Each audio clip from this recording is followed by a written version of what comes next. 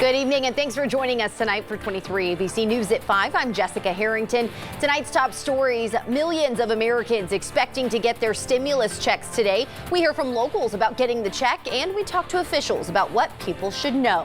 Plus, we're getting an exclusive look at a stabbing that occurred late last night. We'll show you the video and the latest from the incident. 23 ABC News at 5 starts right now. Live from downtown Bakersfield, 23 ABC News at 5 starts now. Good evening. The U.S. Treasury Department says more than 80 million Americans should have received up to $1,200 payments as part of their $2 trillion package aiming to help Americans in the midst of a COVID-19 outbreak. 23 ABC's Bayan Wang has been following this development and spoke with people who woke up with a little more money in their pocket. The first thing millions of Americans did when they woke up this morning was check their bank accounts to see if they received their portion of the $2 trillion package. Many residents I spoke to who received those funds today have different plans for the money, but all of them told me that they were relieved and excited. Just got that stimulus check today. It's really going to help out with some bills, some ammo, and some more tattoos. Yeah. George Jones is just one of many residents in Kern County who was anticipating the extra cash from the stimulus package passed last month to help millions of Americans impacted by the shutdowns due to COVID-19.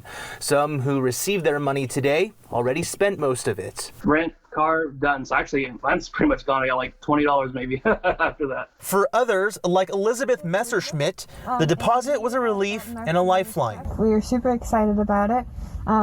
For one reason, because it takes a lot of stress off of us right now. It's going to help us pay our bills. It's going to help us pay our rent for next month because we weren't sure how we were going to pay it at all. But several people also told 23 ABC News that they still haven't received their package yet. In that case, the IRS suggests to go on their website where you can check your eligibility and use their stimulus tracker to check the status of your payment. For those who are still expecting to receive the payment, Deputy District Attorney Joe Kinzel says to be cautious of scams. Anyone who's contacting you via email or text message or phone, trying to ask you follow-up questions saying, hey, we have your check, we're ready to send it to you, but we just need this additional information, that's going to be a scam. Kinzel advises to avoid all communication from people claiming to work for the IRS. You go to irs.gov, the website, and they have the procedures for you to give them information if you think that they need it for this stimulus payment. There have also been rumors circulating on social media that say that people who receive these payments may one day have to pay them back. But according to the IRS, that's not true.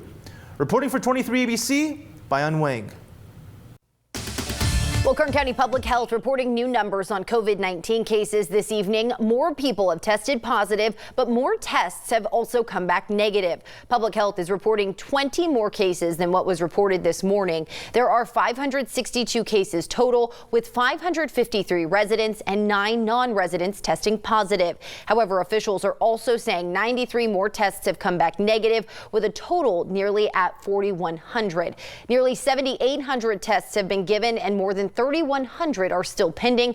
There are 278 cases from Bakersfield East, 179 cases in Bakersfield West, 66 in the Valley region, 15 in both the mountain and desert areas.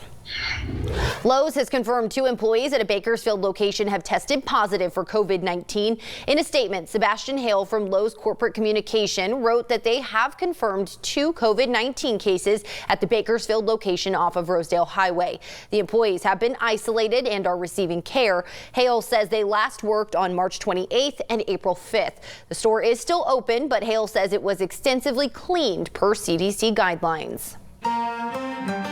The Board of Supervisors is gearing up to address funding to help protect homeless people in Kern County and to limit the spread of COVID-19. According to the agenda, the supervisors will hear a report on the county's response to the COVID-19 emergency, but also discuss proposed funding from the California Business Consumer Services and Housing Project to protect the health and safety of the homeless population. They aim to reduce the spread of COVID-19. The funding proposed is more than $834,000, as well as another $642,000 for contingencies like acquiring and preparing an alternative care site. They will discuss this topic during the meeting next Tuesday. Coming up at 6, an assisted living home has created a project to let the families of residents know they're doing okay. The Point at Summit Hills is trying to keep their residents connected with their families, especially since COVID-19 has prompted them to stop visitations.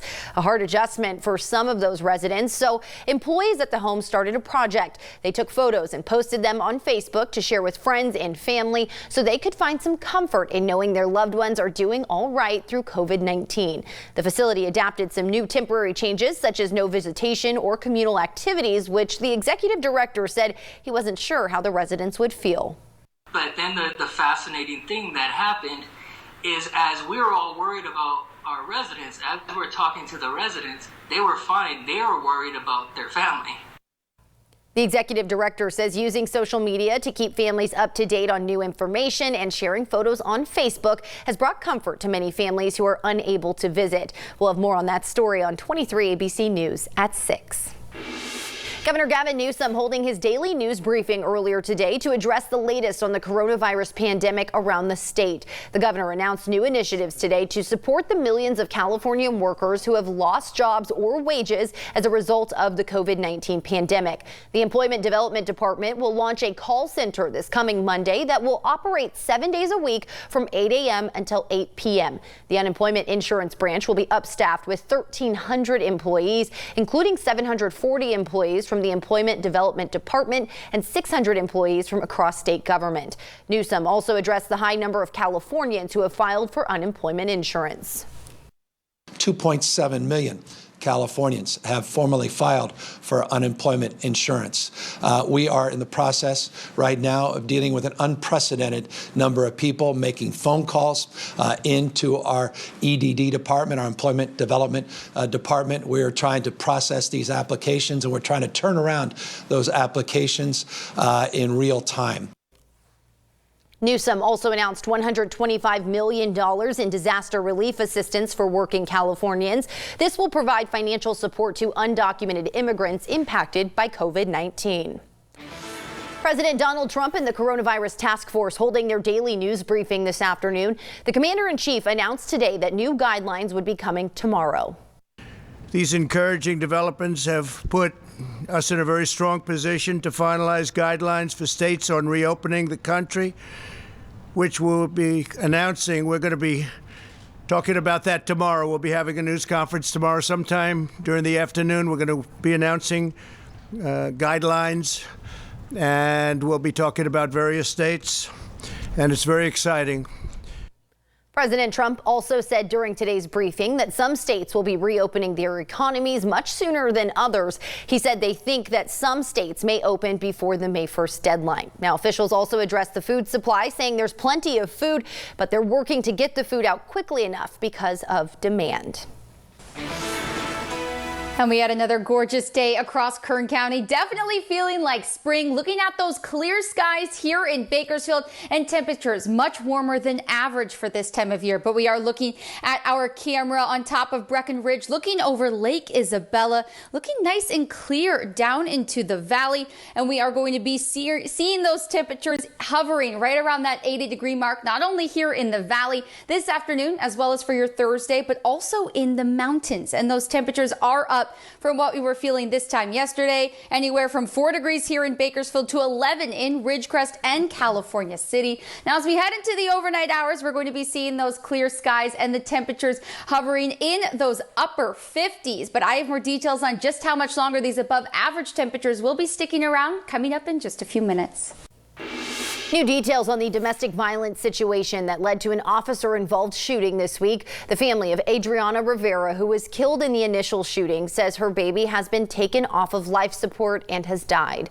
Her family says Josiah Adrian Rivera died earlier today. They say there was no brain activity. Authorities say Josiah's father, Javier Vidal, got into an altercation with his on-again, off-again girlfriend, Adriana Rivera. Officials say he shot her before driving off. KCSO deputies found him off of Taft Highway near Weibel Road. They say Vidal shot at them, so they returned fire, and he died early Monday morning. That wasn't his first brush with law enforcement. According to court records, in 2012, he faced second-degree murder and attempted murder charges. He was released from prison last August. An arrest has been made in a 25-year-old cold case. Bakersfield police say the man wanted for killing Ramon Gardia was arrested while trying to cross into the United States from Mexico. According to BPD, 48-year-old Armando Lujan was arrested Tuesday by the Santa Cruz County Sheriff's Office in Arizona. He was attempting to enter the U.S. through Nogales, Arizona. BPD says Lujan was wanted in connection with the death of Gardia in 1995. Police say after an altercation at a family gathering, Lujan intentionally hit Gardia with his vehicle on East Brundage Lane near South King Street. Gardia died from his injuries. BPD Sergeant Nathan McCauley said when it comes to cold cases, they try to revisit each case as much as possible. There's different challenges with each one, depending on where they fled to, may create problems as far as working with other countries to get them extradited back here, or if they'll even accept those kind of warrants or have any assistance for us at all. So there's always challenges for this, but we'll make sure that we continue to do all we can. I mean, like I said, there's no statute of limitations on murder, so it doesn't matter if it's been, 5 days or 25 years, as it was in this case, where we'll do everything we can to make sure that that case gets finished. BPD is now looking for anyone who may have information on the case, including those who were contacted during the original investigation. If you have any information, you are urged to contact BPD at 327-7111. Bakersfield police have arrested 46-year-old John Glenn Hardison Jr. for a deadly shooting that happened last Friday. It happened around 11 p.m. off of Union Avenue. Investigators say they found 44-year-old Brian Dante Dickerson with a gunshot wound. He died at the scene. Hardison has been booked into the Kern County Jail. Exclusive video out of downtown Bakersfield, a bird's eye view of a crime where a woman was stabbed. Tonight, she remains in critical condition. 23 ABC's Tori Cooper joins us live from Central Bakersfield with what the images show, plus the latest details on the investigation. Tori?